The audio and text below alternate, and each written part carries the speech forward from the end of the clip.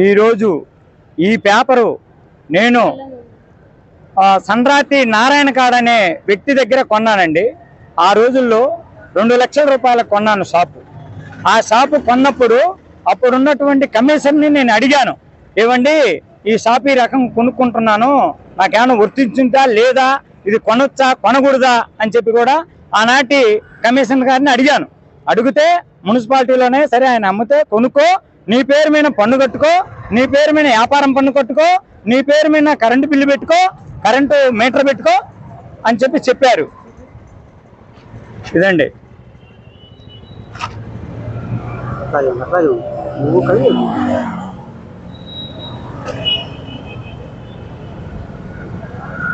మరి ఆ రోజు ఇబ్బంది లేదని చెప్పి ఈరోజు పోలీస్ స్టేషన్ పోయి కంప్లైంట్ పెట్టిన కాగితం అండి. ఈరోజు కమిషనర్ గారు వచ్చి నాకు ఉన్న కొండలని వాటిని బయటపడేసిందని చెప్పి మరి నాకు ఇక్కడ జీవనాధారం కోల్పోతే నేను బ్రతకలేని పరిస్థితి కాబట్టి ఆనాడు ఇక పేపర్లలో కూడా వేశారు. మరి పడేస్తుంటే పోలీసు వారు అడిగారు మీ కాడ ఏమున్నాయని. ఇవే మా దగ్గర ఉన్న కాగితాలు.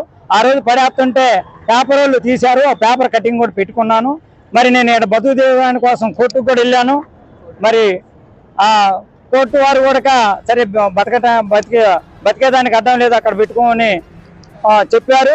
మరి అప్పటి నుంచి ఇప్పుడు దాకా కూడా కొనసాగిస్తున్నాను. మరి ఆనాటి కమిషనర్ కొట్టులోనే పెట్టుకోమని చెప్పి రక్షణగా ఉన్నాడు. మరి ఈ రోజు కమిషనర్ గారు మరి ఎందుకు వచ్చి ఈ రకంగా దౌర్జన్యం చేసిందో నాకు అర్థం కావట్లేదు.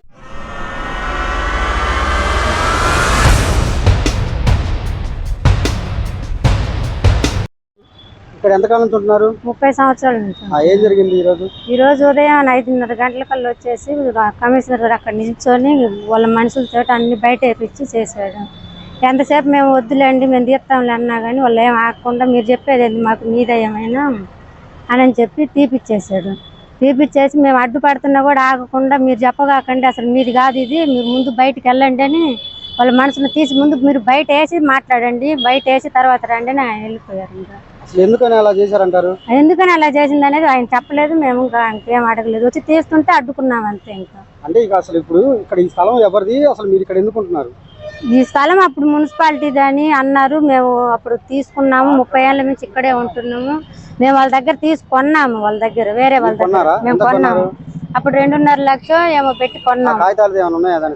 కాగితాలు అంటే ఉన్నాయి, కాగితాలు ఉన్నాయి. అప్పటి నుంచి అయితే ఇప్పుడు దాకా ఏం కొట్లు పడేటప్పుడు కూడా మేము పక్కకైతే వెళ్ళలేదు.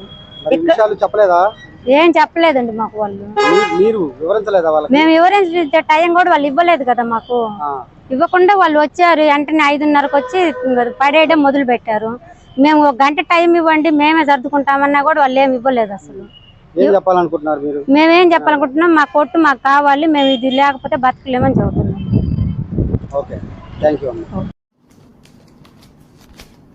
అందరికీ నమస్కారం.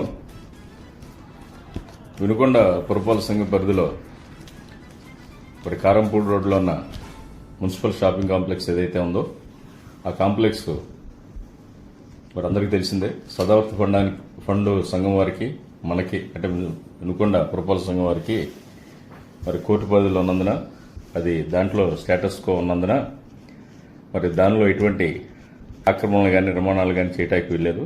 నిన్న కొంతమంది శుక్రవారం రాత్రి అర్ధాంతరంగా కొన్ని నిర్మాణాలు చేపట్టి మరి వాటిలో షాపులు వేయడానికి ప్రయత్నం చేశారు. అవి కోర్టు నిబంధనలకు వ్యతిరేకం కాబట్టి వాటిని తొలగించడం జరిగింది. సో ఎవరైనప్పటికీ కూడా ఆ కోర్టు పరిధిలో ఉన్న స్టేటస్ కో పరిధిలో ఉన్న ఆ మున్సిపల్ షాపింగ్ కాంప్లెక్స్లో అన్యులెవరూ కూడా మరి ఆక్రమించడానికి కానీ షాపుల నిర్మాణం చేయటానికి కానీ మరి కోర్టు ధిక్కారం కింద వస్తుంది కాబట్టి అట్లాంటి పనులు చేయొద్దని, మరి అవి శిక్ష నేరం కింద వస్తాయని చెప్పి తెలియజేస్తున్నాను. Thank you. అందరికీ నమస్కారం. వినుకొండ పురపాలక సంఘం పరిధిలో మరి కారంపూడి రోడ్లో ఉన్న మున్సిపల్ షాపింగ్ కాంప్లెక్స్ ఏదైతే ఉందో ఆ కాంప్లెక్స్ మరి అందరికీ తెలిసిందే. సదావర్తి ఫండ్ సంఘం వారికి మనకి అంటే వినుకొండ పురపాలక సంఘం వారికి మరి కోర్టు పరిధిలో ఉన్నందున అది దాంట్లో స్టేటస్ కో ఉన్నందున మరి దానిలో ఎటువంటి ఆక్రమణలు కానీ నిర్మాణాలు కానీ చేయటానికి వీల్లేదు. నిన్న కొంతమంది శుక్రవారం రాత్రి అర్ధాంతరంగా కొన్ని నిర్మాణాలు చేపట్టి మరి వాటిలో షాపులు వేయడానికి ప్రయత్నం చేశారు. అవి కోర్టు నిబంధనలకు వ్యతిరేకం కాబట్టి వాటిని తొలగించడం జరిగింది. సో ఎవరైనప్పటికీ కూడా ఆ కోర్టు పరిధిలో ఉన్న స్టేటస్ కో పరిధిలో ఉన్న ఆ మున్సిపల్ షాపింగ్ కాంప్లెక్స్లో అన్యులెవరూ కూడా మరి ఆక్రమించడానికి కానీ షాపుల నిర్మాణం చేయటానికి కానీ మరి కోర్టు ధిక్కారం కింద వస్తుంది కాబట్టి అట్లాంటి పనులు చేయొద్దని, మరి అవి శిక్ష నేరం కింద వస్తాయని. నేను వికలాంగునై ఉన్నాను. ఏ పని కూలి పనులు చేసుకోలేక గత భారతాపురం నుంచి వచ్చి ఇక్కడ 30 సంవత్సరాల నుంచి ఇక్కడ కుండలు పెట్టుకొని ఒక సిరి వ్యాపారం, నేను కుమ్మర కులానికి చెందిన వాడిని కావుటన మరి సిరి వ్యాపారం పెట్టుకొని కుండలు ఎక్కడి నుంచో మరి కొనుక్కొని బాడిగలు ఇచ్చి కొంత నా చేతి వృత్తిగా డబ్బులు వేసుకునే ముంతలు అట్లాంటి చిన్న చిన్న ఏదో మరి గవర్నమెంట్ పింఛన్ ఇస్తుంది. ఆ పింఛను తోడు చేతి వృత్తి పని చేసుకొని గత 30 సంవత్సరాల నుంచి ఇక్కడ ఒక రేకుల షెడ్ వేసుకొని మరి ఆ రేకుల షెడ్లో కుండల వ్యాపారం పెట్టుకొని రోడ్డు అమ్మటి జీవిస్తున్నాను. గతంలో 3 సంవత్సరాల క్రితం మన మున్సిపాలిటీ కమిషనర్ గారు శ్రీనివాసరావు గారు, అయ్యా శాశ్వతమైన పరిష్కారం కొరకు మీకు షాపులు శాశ్వతంగా కట్టించి ఇక్కడే మీ షాపులు మీకు ఇస్తాము అని చెప్పి మమ్మల్ని నమ్మబలికి మరి అయ్యా షాపు పోతే నేను బతకలేనంటే మరి పైన పట్టో బొట్టో కట్టుకొని ఇక్కడే నువ్వు ఎక్కడికి పోవద్దు, ఇక్కడే నీ కుండల వ్యాపారం చేసుకుంటూ ఇక్కడే జీవిస్తుండు, నీకు గట్టి ఆధారం స్లాబ్ వేసి రూమ్ కట్టించి షట్టర్ పెట్టి దాంట్లో టాయిలెట్ బాత్రూము అని చెప్పి వివరించి నీకు కట్టించి నీకు అద్దెకి నీకే ఇస్తా మున్సిపాలిటీ తరపున అని చెప్పి చెప్పడం జరిగింది. మేము నమ్మి అప్పుడున్నటువంటి రేకుల షెడ్డుని వాళ్ళు కూలవేస్తుంటే మేము గమ్మున నమ్మి మాకు షాప్ ఇస్తారు కదా అని చెప్పి నమ్మి మేము మేలకొన్నాం. కరెంటు మాకు తీసేశారు. మరి మున్సిపాలిటీ వాళ్ళు పన్ను కట్టించుకుంటున్నారు, మరి అన్ని వ్యాపారం పన్ను కట్టించుకున్నారు. అవన్నీ కూడా ఇవాళ నా కాడి దగ్గర రిసిప్ట్లు అన్నీ ఉన్నాయి.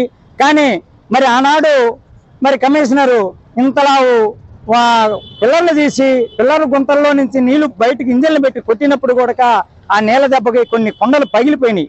మరి అయ్యా నేను చెప్పాను కదా పగిలిపోతాయని, మరి నువ్వు తప్పదు అని చెప్పి ఆనాటి కమిషనరే చెప్పాడు. సరేలే రేపు స్లాబ్ అది రూమ్ కడితే మాకే ఇస్తారు కదా అని చెప్పి ధైర్యంగా నేను అప్పుటాల నుంచి కూడా ఇప్పుడే ఇక్కడ కుండల వ్యాపారం చేతి వృత్తి చేసుకుంటా వ్యాపారం కొనసాగిస్తున్నాను. మరి ఎందుకో కానీ ఈ రోజున మరి ఉదయం 5:30కే వచ్చి కమిషనరు వాళ్ళ మందిని తీసుకొని వచ్చి 20-30 మంది ఆమె జనం ఎగబడి నేను అయ్యా దండాలు దశకాలు పెడుతున్నా కానీ నా మాట ఆలకించకుండా ఎవడు నీదా, నీకేమన్నా ఉందా, నీ సొమ్మ ఎవడుండమన్నాడని చెప్పి దౌర్జన్యంగా ఇక్కడ ఉన్నటువంటి కుండలను మొత్తాన్ని బయటపడేపించి నేను వ్యాపారం కోసం మరి ప్రమిదలు తమిళనాడు నుంచి 2 లక్షల రూపాయలు ఖర్చు పెట్టి వాటికి 3 రోజులు తెచ్చింది. ఆ అట్టపెట్టెలన్నీ బేర్చుకొని తడితే భంగం అయిపోతాయని రూమ్లో బేర్చుకుంటే వాటిని అయ్యా నాకు కొద్దిగా టైం ఇవ్వండి, కనీసం ఏదైనా పట్టణ కట్టుకొని బయట పెట్టుకుంటాను, మీరు రూమ్లో ఏదైనా పని చేస్తే మీరేం పని చేయట్లేదు కదా అంటే మరి మా పరిస్థితి ఏంటి, మరి ఈ షాపు మరి నాకు ఇస్తారని చెప్పి నేను 30 సంవత్సరాల నుంచి కూడా ఇక్కడ జీవనం సాగిస్తున్నా. అదే ఒత్తిడిలో ఆనాడు కూడా నేను కూడా కోర్టుకు వెళ్ళాను. మరి నాకు అక్కడ జీవనాధారం కోల్పోతే నాకు ఆత్మహత్య తప్ప ఏదే మార్గం లేదు, నేనే పనికి పోలేను, నేను హ్యాండిక్యాప్ని, కొంత గవర్నమెంట్ పింఛన్ ఇస్తే దాని ఆధారంగా చేతి వృత్తి పని చేసుకొని నేను ఇక్కడ మా జీవనం సాగిస్తున్నా కాబట్టి మరి నాకు రూమ్ కావాలని చెప్పి కోర్టుకు కూడా పోయి ఉన్నాను.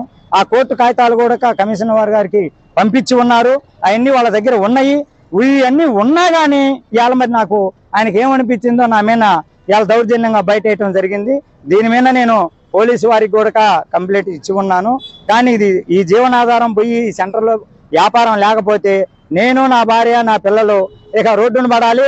ఆత్మహత్య తప్పితే ఏదే మార్గం లేదు, నేను ఏ పనికి పోలేను, వికలాంగులు ఉన్నాయి. నా యందు దయ ఉంచి ఇప్పుడున్నటువంటి అధికారులు ఎవరైనా సరే విన్నవించి నా బాధను అర్థం చేసుకొని ఇక్కడ నిర్మించే రూముల్ని నాకు రూమ్ ఒకటి కేటాయించి నా జీవనం ఏనే కొనసాగేసేటట్టు న్యాయం చేయాలని చెప్పి నేను కోరుతున్నా. అందరికీ నమస్కారం. వినుకొండ పురపాలక సంఘం పరిధిలో మరి కారంపూడి రోడ్లో ఉన్న మున్సిపల్ షాపింగ్ కాంప్లెక్స్ ఏదైతే ఉందో ఆ కాంప్లెక్స్ మరి అందరికీ తెలిసిందే. సదావర్తి ఫండ్ సంఘం వారికి మనకి అంటే వినుకొండ పురపాలక సంఘం వారికి మరి కోర్టు పరిధిలో ఉన్నందున అది దాంట్లో స్టేటస్ కో ఉన్నందున మరి దానిలో ఎటువంటి ఆక్రమణలు కానీ నిర్మాణాలు కానీ చేయటానికి వీల్లేదు. నిన్న కొంతమంది శుక్రవారం రాత్రి అర్ధాంతరంగా కొన్ని నిర్మాణాలు చేపట్టి మరి వాటిలో షాపులు వేయటానికి ప్రయత్నం చేశారు. అవి కోర్టు నిబంధనలకు వ్యతిరేకం కాబట్టి వాటిని తొలగించడం జరిగింది. సో ఎవరైనప్పటికీ కూడా ఆ కోర్టు పరిధిలో ఉన్న స్టేటస్ కో పరిధిలో ఉన్న ఆ మున్సిపల్ షాపింగ్ కాంప్లెక్స్లో అన్యులెవరూ కూడా మరి ఆక్రమించడానికి కానీ షాపుల నిర్మాణం చేయడానికి కానీ మరి కోర్టు ధిక్కారం కింద వస్తుంది కాబట్టి అట్లాంటి పనులు చేయొద్దని మరి అవి శిక్ష నేరం కింద వస్తాయని చెప్పి తెలియజేస్తాను. Thank you.